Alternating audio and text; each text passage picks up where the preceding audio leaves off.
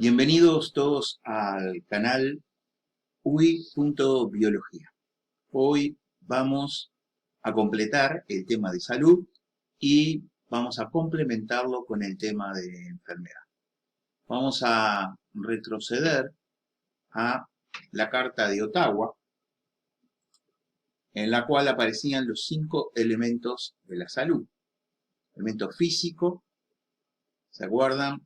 La dimensión mental, social, ambiental y la toma de decisiones. Ahora vamos a ver la relación entre la salud y la enfermedad.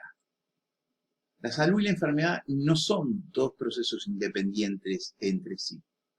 Más bien se puede concebir como una línea continua en la que en cada extremo de la misma se encuentran uno de estos fenómenos. Así, en un extremo podemos tener un elevado nivel de salud, lo que permite y promueve el mayor desarrollo del individuo, pero siempre existe una zona intermedia entre la salud y la enfermedad, y esta zona es donde existen varios grados que pueden afectar la salud. Y por último, en el otro extremo tenemos las enfermedades graves, la enfermedad grave, que amenaza y puede llevar a la muerte o a graves secuelas de invalidez. Otro aspecto de la salud y la enfermedad, y que hay que resaltar, es que cuando se altera una dimensión de la salud, esta alteración puede provocar el compromiso de las otras dimensiones. Vamos a poner un ejemplo. Vamos a suponer que una persona es despedida de su trabajo. En este caso, estaría afectada la dimensión social de la salud. Como esta persona es el principal sustento de su familia, puede caer en una situación socioeconómica comprometida. Esta persona se siente responsable de esta situación, se enferma de un síndrome depresivo y ahí se afecta la dimensión psíquica. La depresión produce a su vez una disminución del sistema inmunitario y la persona se enferma de una afección infecciosa, afectando su dimensión física. Aquí vemos cómo cuando un elemento de la dimensión se afecta, puede llevar a que los otros también se afecten. Llegado a este punto vamos a tratar de analizar la enfermedad como fenómeno. Y una de las primeras cosas que deberíamos hacer es tratar de definir. Hay muchas definiciones de enfermedad, la mayoría de las cuales tienden a mostrar una definición en el aspecto físico. Nosotros vamos a ver una definición de enfermedad que está muy, ¿verdad?, relacionada con la definición general de la Organización Mundial de la Salud. La vamos a definir como la alteración del estado de equilibrio interno de un individuo que afecta a los elementos físicos, psíquicos y sociales de su salud por alteraciones externas o internas al mismo. ¿Cómo evoluciona espontáneamente la enfermedad? Es decir, una vez que una persona enferma, sin la intervención terapéutica, ¿cómo es que evoluciona la enfermedad? Eso es lo que se denomina la historia natural de la enfermedad. Vamos a ver qué etapas tiene esta historia natural de la enfermedad. La primera etapa se denomina el periodo preclínico, también se conoce como periodo prepatogénico, y en las enfermedades infecciosas también se le dice periodo prodrómico o de incubación. Esta etapa preclínica se caracteriza porque la persona no tiene ni síntomas de la enfermedad. Pero, ¿qué son los signos y síntomas de enfermedad? ¿Qué es un síntoma? Pues bien, un síntoma es lo que una persona siente o percibe íntimamente en su organismo. Por ejemplo, dolor, cansancio, sensación de calor excesivo, etc., son todos síntomas. Es un fenómeno subjetivo que solo es posible vivenciarlo por la persona. ¿Y qué sería un signo? Un signo es una manifestación objetiva, observable en una exploración médica. Por ejemplo, un sarpullido, manchas de piel, valores de presión arterial altos y temperatura corporal alta, por poner algunos ejemplos. El signo es observable por diferentes personas, aparte del individuo que lo tiene. ¿Y qué sería un síndrome? Un síndrome es un conjunto de síntomas y signos que se relacionan con una o varias enfermedades. Por ejemplo, el síndrome febril, que tiene los síntomas de dolor de cabeza, cansancio, escalofrío, y tiene los signos de temperatura elevada, enrojecimiento del rostro, la piel caliente. Una vez que hemos visto qué son signos y síntomas, vamos a ver que entonces en el periodo preclínico estos no están presentes en las personas.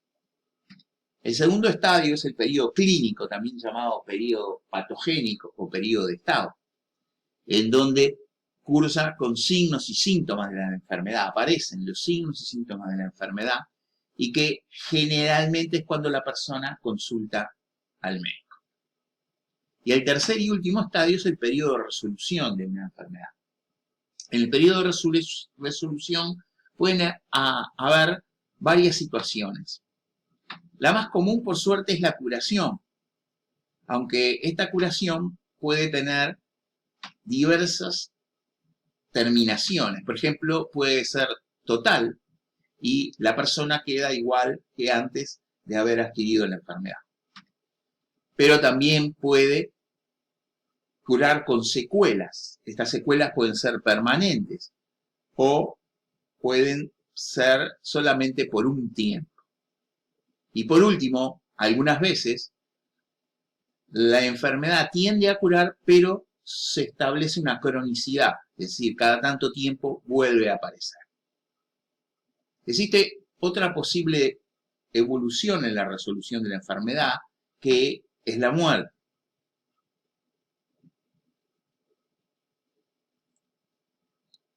Vamos a clasificar las enfermedades ahora.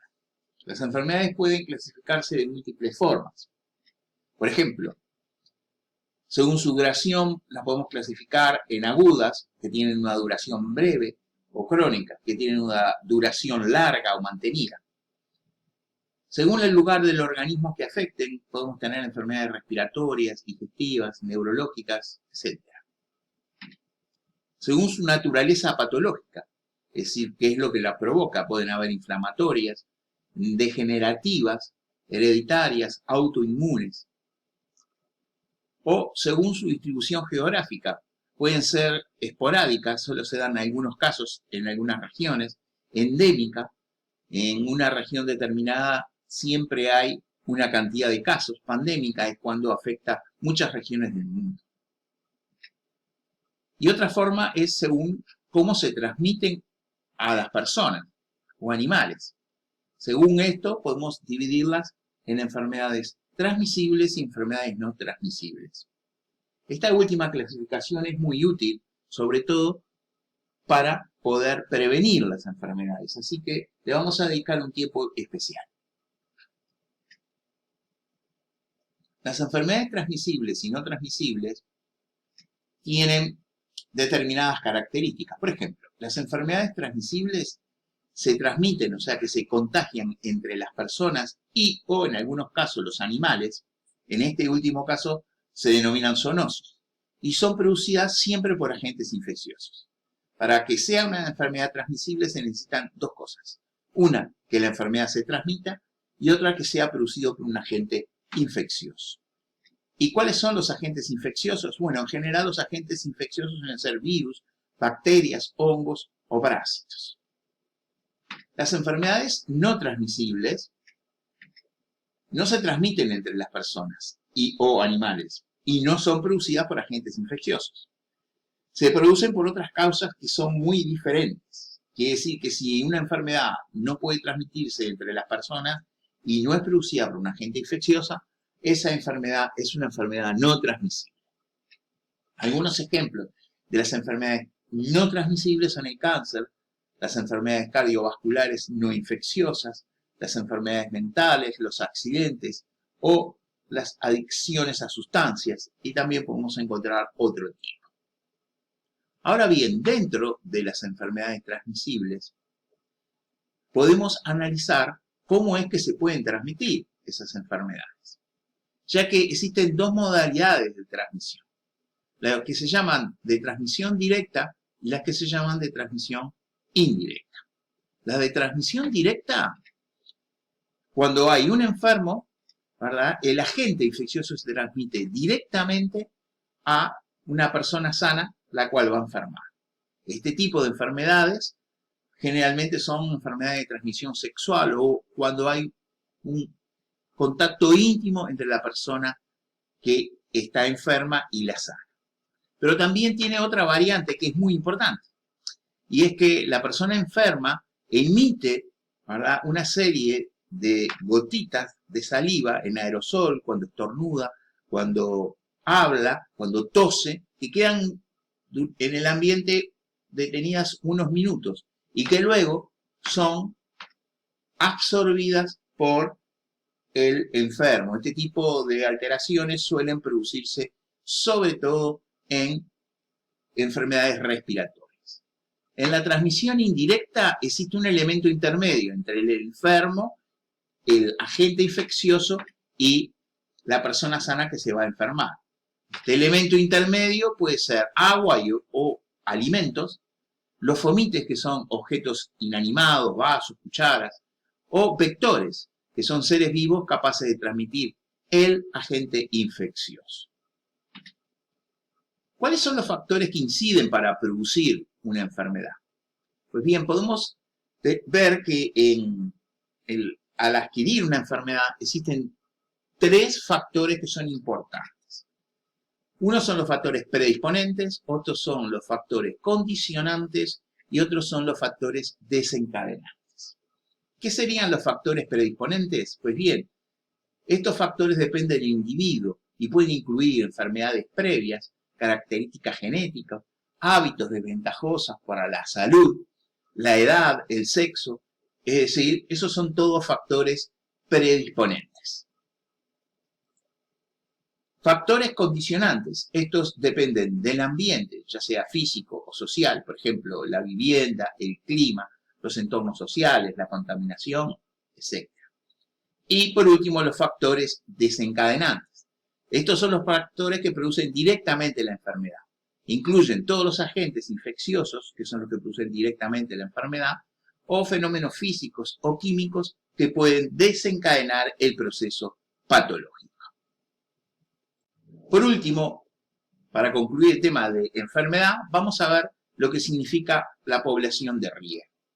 La población de riesgo se refiere a aquellas personas que por tener determinadas características tienen mayores probabilidades estadísticas de enfermar por una patología específica.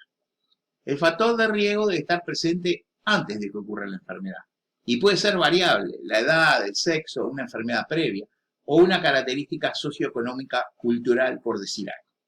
La ventaja que tiene conocer la población de riesgo es que permite y puede intensificar las medidas preventivas en este tipo de población para evitar la patología sin necesidad de gastar demasiado esfuerzo y economía tratando a toda la población en general.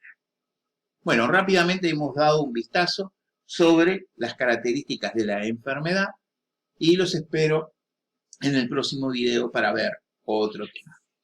No se olviden de consultar UI.biología.